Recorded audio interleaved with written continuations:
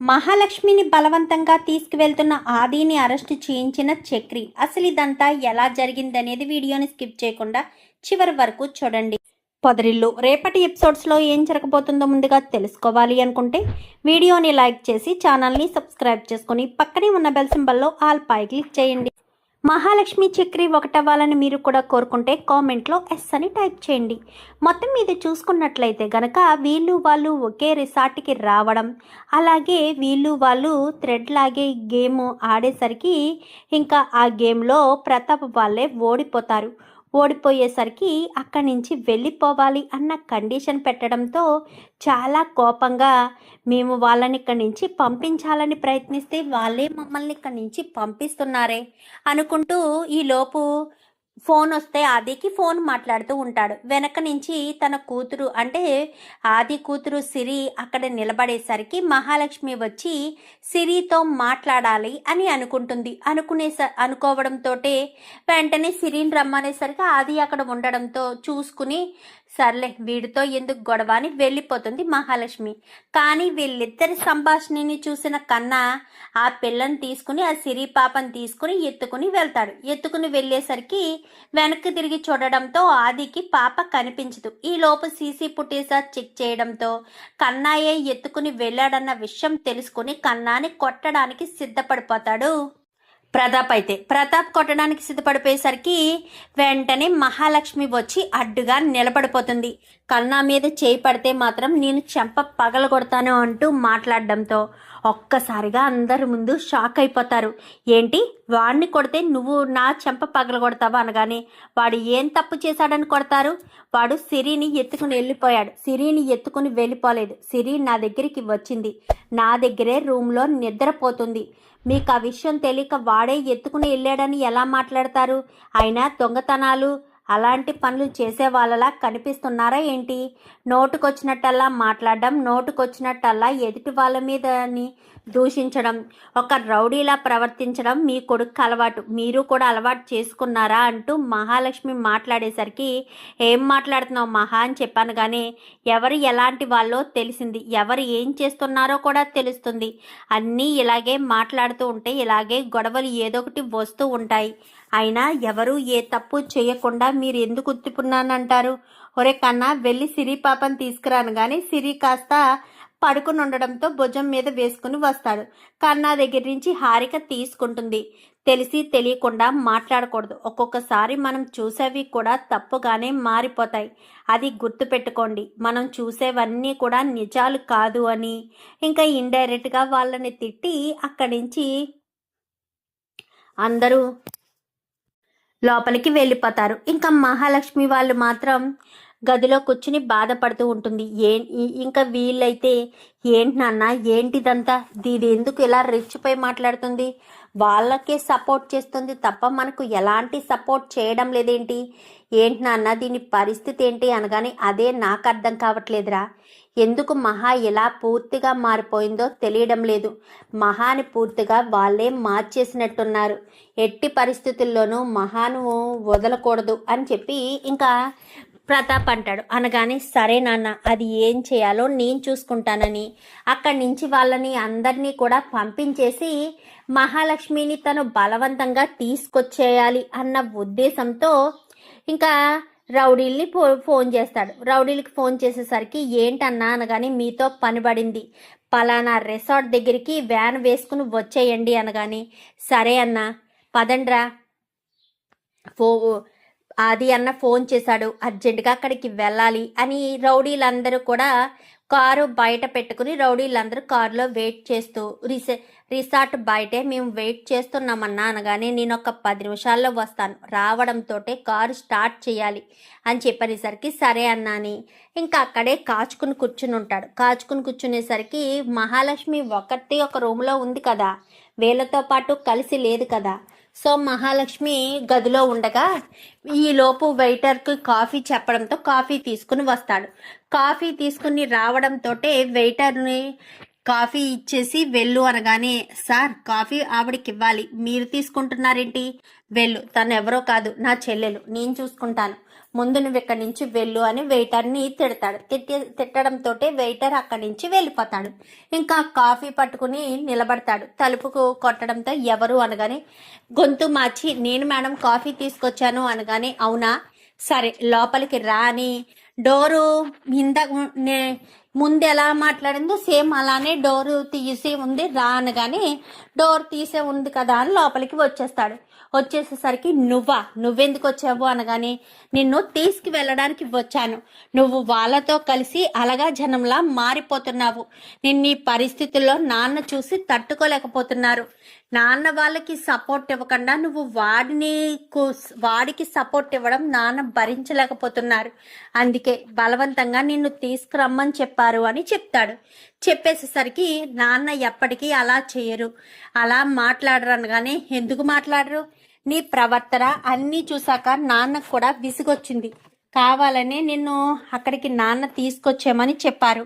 అందుకే నిన్ను తీసుకువెళ్ళడానికి వచ్చాను. వద్దే అది నేను ఎక్కడికి రాను, నేను వాళ్ళ ఇంటి దగ్గరే ఉంటాను, నేను మళ్ళీ ఆ ఇంటికి రాను, అది నన్ను వదిలేయాది అని చెయ్యి పట్టుకుంటే వదిలించుకుంటుంది.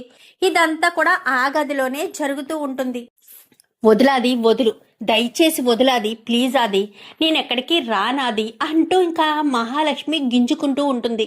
అప్పుడే చక్రి బయటకు వస్తూ ఉండగానే మహాలక్ష్మి మాటలు విని మహాలక్ష్మి గారు అనుకుంటూ వచ్చేసరికి ఏంట్రా ఏం చేస్తున్నావు అనగానే నా చెల్లెల్ని నేను బలవంతంగా తీసుకువెళ్తున్నాను. నువ్వెవడురా మధ్యలో అడగడానికి? నేను మహాలక్ష్మి గారి భర్తని, మహాలక్ష్మి గారిని తీసుకెళ్ళడానికి నేను ఒప్పుకోను అని చెప్తూ ఉంటాడు. నువ్వెవడువరా? నువ్వు భర్తవాలని అనుకుంటే సరిపోయిందా? నువ్వు నా చెల్లెలి జీవితంలో ఉండకూడదని నా చెల్లెల్ని తీసుకుని వెళ్ళిపోతున్నాను. తక్షణమే నా చెల్లెలు ఇక్కడి నుంచి వచ్చేస్తుంది.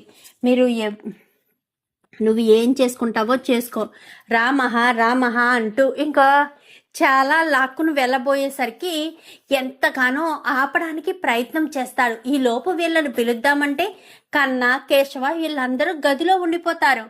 బయటికేమో డోర్ క్లోజ్ చేసి ఉంటుంది. ఇంకా ఆది తీసుకుని వెళ్ళిపోతూ ఉండగా ఏం చేయాలో అర్థం కాదు. ఆపు అంటూ మాట్లాడడంతో ఇంక ఎంత ఆపాలని ప్రయత్నించినా ఆది బలవంతంగా తనని లాక్కుని వెళ్ళిపోతూ ఉండి బయట కారు ఉంది కదా, కారు ఎక్కించేస్తారు రౌడీలతోటి. ఎక్కించేసేసరికి మహాలక్ష్మి అంటూ పిలుస్తూ ఉంటాడు కానీ పిలుస్తూ ఉన్నా పలికకుండానే వాళ్ళు కారు ఎక్కించుకుని మహాలక్ష్మిని తీసుకువెళ్ళిపోతారు. ఇంకా చక్రి మహాలక్ష్మి అనుకుంటూ ఇంకా అలా ఉండి కారు నెంబర్ ఉంటుంది కదా, వెంటనే తన పాకెట్లోంచి ఫోన్ తీసి ఆ కారునైతే ఫోటో తీసి వెంటనే వీళ్ళకి ఫోన్ చేయడంతో వీళ్ళంతా కలిసి వచ్చేస్తారు. ఏమైందిరా అనగానే మహాలక్ష్మిని ఎవరో తీసుకువెళ్ళిపోతున్నారు, వాళ్ళ అన్నయ్య ఆదినే కారులో ఎక్కించుకుని తీసుకువెళ్ళిపోతున్నాడు అన్నయ్య అని చెప్పనగానే అవునా, కార్ నెంబర్ ఏమన్నా చూసావరే అనగానే ఫోటో తీసాననేసరికి పోలీస్ కంప్లైంట్ ఇద్దాము అని ఇంకా మొత్తము నలుగురు కూడా వెళ్ళి పోలీస్ కంప్లైంట్ ఇస్తారు. నా భార్యని కారులో తీసుకువెళ్ళింది ఎవరో కాదు, వాళ్ళ అన్నయ్య. నా భార్యకు ఇష్టం లేకపోయినా బలవంతంగా తీసుకుని వెళ్ళిపోతున్నాడు అని చెప్పి ఇంకా పోలీస్ కంప్లైంట్ ఇవ్వడంతో పోలీసులు వీళ్ళిద్దరికి కదా పెళ్లి చేశారు. ఆ కానిస్టేబుల్ కూడా వీడికి ఫేవర్గా ఉన్నాడు కాబట్టి ఆ కానిస్టేబుల్ ఉన్న ఆ ఏరియా పోలీస్ స్టేషన్కే వెళ్ళి కంప్లైంట్ ఇచ్చేసరికి ఏంటి ఏం మాట్లాడుతున్నావు చక్రి, మళ్ళీ వాళ్ళ అన్నయ్య తీసుకుపోయాడా అనగానే అవును సార్ తీసుకుని వెళ్ళిపోయాడు, నా భార్యను మీరే కాపాడాలి, వాడిని అరెస్ట్ చేయాలి అనగానే తప్పకుండా చక్రి ఆ కార్ నెంబర్ని బట్టి ట్రేస్ అవుట్ చేయండి, ఆ కారు ఏ ఏరియాలో మూవ్ అవుతుందో అని చెప్పాను. కానీ వెంటనే ఇంకా కార్ నెంబర్ చూసి సార్ ఈ కారు పలానా ఏరియాలో మూవ్ అయింది సార్, పలానా ఏరియా నుంచి లోపలికి వెళ్ళింది సార్, ఆ లోపలే ఉంది సార్ అని చెప్పి ఇంకా చెప్తాడు. ఇంకా చెక్ చేసేవాడు. చెక్ చేయడంతో 2 సార్లు వెళ్దామని అందరూ కూడా బయలుదేరి వెళ్తారు. వెళ్ళడంతో ఏ ఇల్లు అని చెప్పాడో, కార్ నెంబర్ చెప్పాడో అక్కడికి వెళ్ళి చూసేసరికి కారు బయట ఉంటుంది. ఇంకా వాళ్ళంతా కూడా లోపల దాచిపెట్టేస్తారు. ఇంత తెలివితేటలు చక్రికి ఉన్నాయని కానీ పోలీసులు వస్తారని కానీ అస్సలు ఎక్స్పెక్ట్ చేయడాది. సో లోపల మహాలక్ష్మిని 2 చేతులు కుర్చీకి కట్టేసి 2 కాళ్ళు కింద కట్టేసి తను ఎటు పోకుండా ఎటు ఫోన్ కూడా చేయకుండా ప్రతి ఒక్కటి కూడా లాక్ చేసేసి ఇంకా ఆది అయితే దీన్ని జాగ్రత్తగా చూసుకోండి, ఎట్టి పరిస్థితుల్లోనూ వదిలిపెట్టద్దు, ఎవ్వరు వచ్చినా కానీ దీన్ని వదలడానికి వీల్లేదని. కానీ ఏంటన్నా ఏం మాట్లాడుతున్నావు, ఎవరైనా వస్తే మేము వదిలిపెట్టేటట్టు చేస్తామా? మా చేతుల్లోకి వచ్చింది ఎటైనా వెళ్ళిపోయే పరిస్థితి ఉంటుందా? ఉండదు కదా, నువ్వేమి టెన్షన్ పడకన్నా, నేను చూసుకుంటాను అని ఇంకా అక్కడ ఉన్న రౌడీలు కాస్త ఆదికి చెప్తారు. చెప్పి ఆది ఇలా బయటికి రావడంతో ఈ లోపు పోలీసులను తీసుకుని సరాసరి అక్కడికి వచ్చేస్తారు వీళ్ళ నలుగురు కూడా. పోలీసులు తీసుకుని రావడంతో ఇంకా పోలీసులు గన్ని గాల్లోకి కాల్చడంతో ఎక్కడ వాళ్ళు అక్కడే ఉండిపోతారు. ఆది అయితే ఇంకా నిలబడి ఉండడంతో ఎక్కడ అమ్మాయి అనగాని ఏ అమ్మాయి అనేసరికి నువ్వు నీ చెల్లెల్ని తీసుకురావడం నాకు తెలుసు, ప్రత్యక్ష సాక్షే ఉన్నాడు వాళ్ళ ఆయన, తన భర్తే తనను వాళ్ళ అన్నయ్య తీసుకు వెళ్ళిపోతున్నాడని పోలీస్ కంప్లైంట్ ఇచ్చాడు. మరి ఇంకెవరు ఏంటి అని అడుగుతావేంటి? ప్రత్యక్ష సాక్షివి వీడే కదా, ఖచ్చితంగా వీడు చూశాడు కాబట్టి ఎక్కడుంది అమ్మాయి అనేసరికి ఇక్కడ ఎవరూ లేరు, వెళ్ళండి ఇక్కడి నుంచి, ఎవరూ లేరని చెప్తే అర్థం కదా అంటూ గసురుతూ మాట్లాడతాడు. కానిస్టేబుల్ సెర్చ్ చేయండి అనగానే ఎవరూ లోపలికి వెళ్ళడానికి వీల్లేదు, సెర్చ్ చేయడానికి వీల్లేదు అనగానే లేదు సెర్చ్ చేయవలసిందే, మా దగ్గర సెర్చ్ వారెంట్ ఉందని సెర్చ్ వారెంట్ని కాస్త వాడి చేతిలో పెట్టి మొత్తం లోపలికి వెళ్ళేసరికి లోపల కుర్చీలో కట్టేసి ఉండేసరికి మొహం మూతుకున్న ప్లాస్టర్ తీయడంతో చక్రి గారు కన్నా పెద్ది కేశవ అంటూ మాట్లాడేసరికి అమ్మ మహాలక్ష్మి నీకేం కాదమ్మా, నీకేం కాదు, నీకేం కానివ్వము, నువ్వెందుకు అంతలా టెన్షన్ పడుతున్నావు? ఏం కాదమ్మా, నీకేమవుతుంది? మేమంతా ఉండగా నిన్ను ఎవరు ఏం చేస్తారు? ఎవరు నిన్ను ఏమీ చేయలేరు, నువ్వు టెన్షన్ పడొద్దమ్మా, మేము నిన్ను కాపాడుకుంటాము, ప్రతి క్షణం కాపాడుకుంటాము, నీకు ఏ కష్టం కలగకుండా మేము చూసుకుంటామమ్మా మహాలక్ష్మి అంటూ ఇంకా వాళ్ళ పెద్ద వీళ్ళంతా కూడా మాట్లాడుతుంటారు. ఏంట్రా ఎన్నిసార్లు చెప్పాలి నీకు, ఆ అమ్మాయి జోలికి రావద్దంటే అర్థం కాదా? పదే ఆ అమ్మాయి జోలికి వచ్చి ఆ అమ్మాయి జీవితాన్ని నాశనం చేయాలని చూస్తున్నావా? తనెవరినో ప్రేమించి పెళ్లి చేసుకుంటే తన దగ్గర నుంచి తీసుకొచ్చేసి తన జీవితాన్ని ఏం చేద్దామన్న ఉద్దేశంతో తీసుకొచ్చేసావు. అసలు వాళ్ళిద్దరినీ విడదీసే హక్కు అధికారం నీకు లేదు, మరి అలాంటిది నువ్వెందుకు విడదీస్తున్నావు అంటూ మాట్లాడేసరికి అది నా చెల్లెలు, వాడు మోసం చేసి దాని మెడలో తాళి కట్టాడు, అది వాడి మాటలకు వాడి ఇంట్లో వాళ్ళ మాయ మాటలకు మోసపోతుంది, అందుకే నా చెల్లెల్ని బలవంతంగా నా ఇంటికి తీసుకొచ్చేసాను అనేసరికి నీ చెల్లెలు మైనరు, తనకిష్టమైన అమ్మాయి మీ చెల్లెలు మేజరు, తనకిష్టమైన వ్యక్తిని పెళ్లి చేసుకునే హక్కు అధికారం ఉంది, ఆ హక్కు అధికారాన్ని పారద్రోలే అవకాశం నీకు లేదు.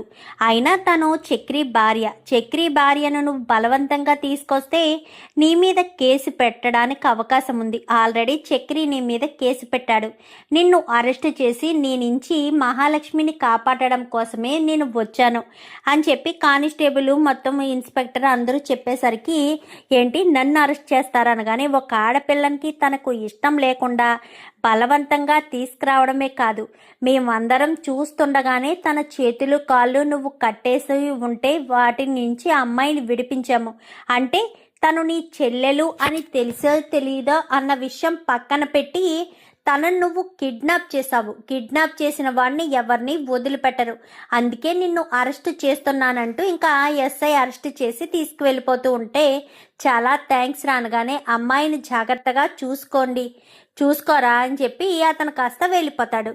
మహాలక్ష్మి నీకేం కాలేదు కదా అనగానే నాకేం కాలేదు అని చెప్పి మహాలక్ష్మి ఏడుస్తూ ఉంటుంది. ఎందుకు అది ఎలా ప్రవర్తిస్తున్నాడు, ఎందుకు వాడి జీవితంలోంచి నేను బయటికి వచ్చేసాక కూడా వాడు ఎందుకు పదే నన్ను ఎలా టార్చర్ చేస్తున్నాడు, మా నాన్నే పట్టించుకోవడం లేదు, మరి వీడెందుకు పట్టించుకుంటాడు, ఇక మీదటైనా వీడికి బుద్ధొస్తే బాగున్ను, బుద్ధొచ్చి జాగ్రత్తగా ఉంటే బాగున్ను అంటూ మాట్లాడేసరికి ఏం మాట్లాడుతున్నారు, బుద్ధి రావడమా, మీ అన్నయ్యకి బుద్ధి వస్తుందా, ఎలా అంటున్నానని మరోలా అనుకోవద్దు, మీ అన్నయ్యకి అసలు బుద్ధి అనేదే రాదు, ఆ విషయం మీ అన్నయ్య ఎప్పటికీ అర్థం చేసుకోలేడు, పదే పదే ఎందుకు మిమ్మల్ని మాటలంటూ బాధ పెడుతూ ఉంటాడు మీ అన్నయ్య? మిమ్మల్ని ఏమీ అనకుండా మీ అన్నయ్య ఉండలేడా అంటూ ఇంకా చక్రి అనేసరికి, వదిలేయండి, మా అన్నయ్య అంతే మూర్ఖుడు, ఆడు పిచ్చోడు, నన్ను బాధ పెట్టాలనే చూస్తాడు. ఇప్పుడు తనకిష్టం లేని అబ్బాయిని పెళ్లి చేసుకున్నానని, మీతో పాటు నేను సంతోషంగా ఉన్నానని చూసి వారవలేకపోతున్నాడు, అందుకే ఇలా ప్రవర్తిస్తున్నాడు అంటూ మహాలక్ష్మి మాట్లాడుతుంది. ఇప్పుడు ఏం చేద్దామనుకుంటున్నారు? ఏమీ వద్దు, పెద్ది వాళ్ళు అనగానే అందరూ బయటే ఉన్నారు రండి అనేసరికి అందరికీ బయట ఉండడంతో, వదినా నీకేం కాలేదు కదా అంటూ కన్నా అంటాడు. నాకేం కాలేదు కన్నా, నువ్వేం కంగారు పడకు, నాకేం కాలేదు, నువ్వు దేని గురించి టెన్షన్ పడొద్దు కన్నా, నేను బాగానే ఉన్నాను, పదండి వెళ్దామని అందరు కూడా అక్కడి నుంచి ఇంటికి రిసార్ట్కి వెళ్ళిపోతారు. అమ్మా కోడలి పిల్ల, నీకేం కాలేదు కదా అనగానే, నాకేం కాలేదండి, మనం వెంటనే రిసార్ట్ ఖాళీ చేసి ఇంటికి వెళ్ళిపోదాం, ట్రిప్పు వద్దు ఏమొద్దు, ప్రశాంతంగా నన్ను ఉండనివ్వరు, నేను ఇంటికి వెళ్ళిపోతాను, మన ఇంటి దగ్గర లేని ప్రశాంతత నాకు ఎక్కడా దొరకదు, మన ఇంటికి వెళ్ళిపోదామని మహాలక్ష్మి కాస్త అక్కడి నుంచి బయలుదేరిపోయి ఇంటికి బయలుదేరి వచ్చేస్తారు. ఇంకా జైల్లో ఆది ఉన్నాడన్న విషయం తెలుసుకుని మహాలక్ష్మికి హారిక ఫోన్ చేస్తుంది. ఏంటి మహాలక్ష్మి, మీ అన్నయ్యని నువ్వే అరెస్ట్ చేయించావా? చక్రి కేసు పెట్టాడంట అనగానే, అవునొదినా, నన్ను రిసార్ట్లో నుంచి బలవంతంగా చెయ్యి పట్టుకుని లాక్కొచ్చి రౌడీల దగ్గరికి అప్పగించి రౌడీలతోనే ఒక రూమ్లో నన్ను బంధించాడు, కాళ్ళు చేతులు కట్టేసి అక్కడే కిడ్నాప్ చేశాడు. మరి ఒక ఆడపిల్లని కిడ్నాప్ చేస్తే ఊరుకుంటారా? తీసుకురావడం అంటే అన్నగారుగా తీసుకొచ్చాడు అనుకోవచ్చు, రౌడీలతో చేతులు కలిపి నన్ను కిడ్నాప్ చేయించాలని అనుకోవడం ఏంటి? అంటే నేను ఆ ఇంట్లో ఉండడం ఇష్టం లేదని చెప్తున్నాడు. నా జీవితం నేను చూసుకుంటాను కదా వదిన, ఎందుకు పదే పదే నా జీవితంలోకి ఇన్వాల్వ్ అవుతాడా? ఆదికి ఒక్కసారి చెప్తే అర్థం కదా, పదే పదే అదే పని చేస్తాడు ఎందుకు వదిన? నన్ను ప్రశాంతంగా ఉండనివ్వడా? నేను రూమ్లో ఉంటే బలవంతంగా నా రూమ్లోకి వచ్చి నా చెయ్యి పట్టుకుని బరబరా లాక్కొచ్చి రౌడీలకు అప్పగించి నన్ను కిడ్నాప్ చేస్తే ఊరుకుంటారా? అందుకే అందరూ కలిసి ఆది మీద కేసు పెట్టారు, కిడ్నాప్ కేసు, పైగా పోలీసులు కూడా ఉన్నారు, నా చేతులు కాళ్ళు విప్పడం వాళ్ళు ప్రత్యక్షంగా చూశారు అని చెప్పనేసరికి, అవునా, ఎంత జరిగిందా? అసలు ఆది ఎందుకు ఇలా ప్రవర్తిస్తున్నాడో అర్థం కావట్లేదు. ఏమో వదినా, చెప్పు, జైల్లో పోలీస్ స్టేషన్లో ఉన్నాడు, వెళ్ళి నాన్నకు చెప్తే నాన్న విడిపించుకుంటారు.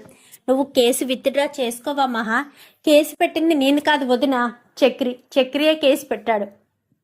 కేసు విత్డ్రా చేసుకోమంటే అస్సలు చేసుకోడు, ఎందుకంటే చక్రీని కొట్టే ఆది నన్ను తీసుకుని వెళ్ళాడు, చక్రి కూడా దెబ్బలు తిన్నాడు, చక్రిని రోడ్డు మీద పడేసి కొట్టి అక్కడే చక్రిని వదిలేసి నన్ను బలవంతంగా తీసుకువెళ్ళిపోతే చక్రి ఊరుకుంటాడా? అందుకే కేసు పెట్టాడు వదిన. చూడు మహా, గొడవలు ఎందుకు మరీ ఎక్కువవుతున్నాయి అనగానే, అది మీరు ఆలోచించుకోవాలి, ఎందుకో పదే పదే మమ్మల్ని టార్చర్ పెడుతున్నారు? నేను ఆ ఇంటి నుంచి వచ్చేసాక ప్రశాంతంగా ఉన్నాను, నాకు ఆ ఇంట్లో ఉండడం కంటే ఈ ఇంట్లో ఉండడమే మంచిది, వీళ్ళే నన్ను ఎంతో ప్రేమగా ఎంతో ఆప్యాయంగా చూసుకుంటున్నారు, అది అర్థం కాకుండా మీరు పదే పదే నా గురించి ఆలోచించి నన్ను ఏదొకటి అనాలని ఆది చూడడం వల్లే ఇన్ని గొడవలు జరుగుతున్నాయి. ప్లీజ్ వదిన, ఆదికి చెప్పు, కేసు విత్డ్రా చేసుకోమని చక్రితో నేను ఒకసారి మాట్లాడతాను అనగానే, సరేనని ఇంకా చక్రి దగ్గరికి వెళ్తుంది. ఏంటండి అసలు కేసు ఎందుకు పెట్టారు?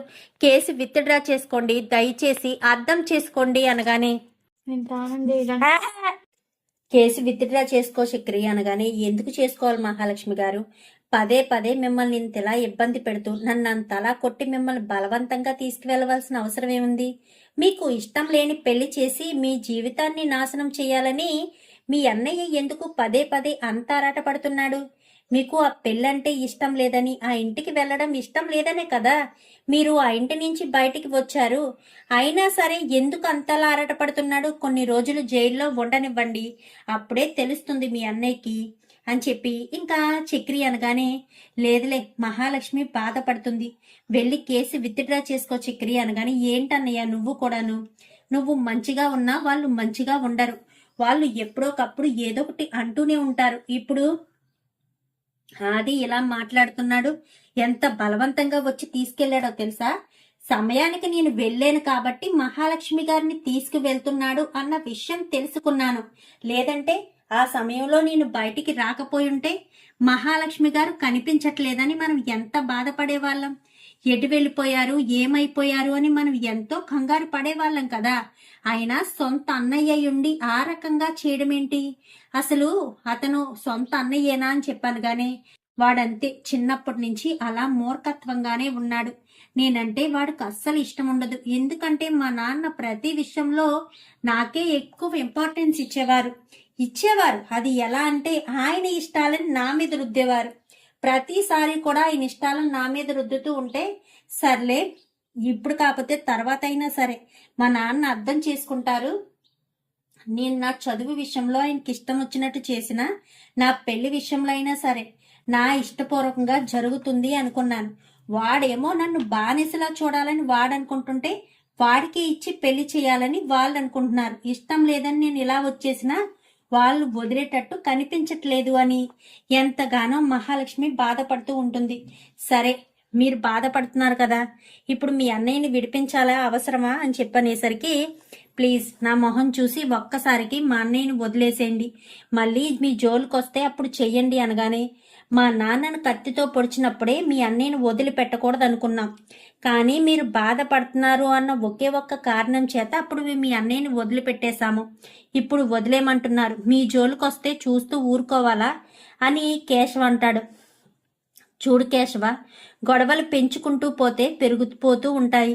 ఎందుకు వాళ్ళతో గొడవ పడకూడదన్న ఉద్దేశంతోనే కదా నేను ఎన్ని రోజులు సైలెంట్గా ఊరుకున్నాను.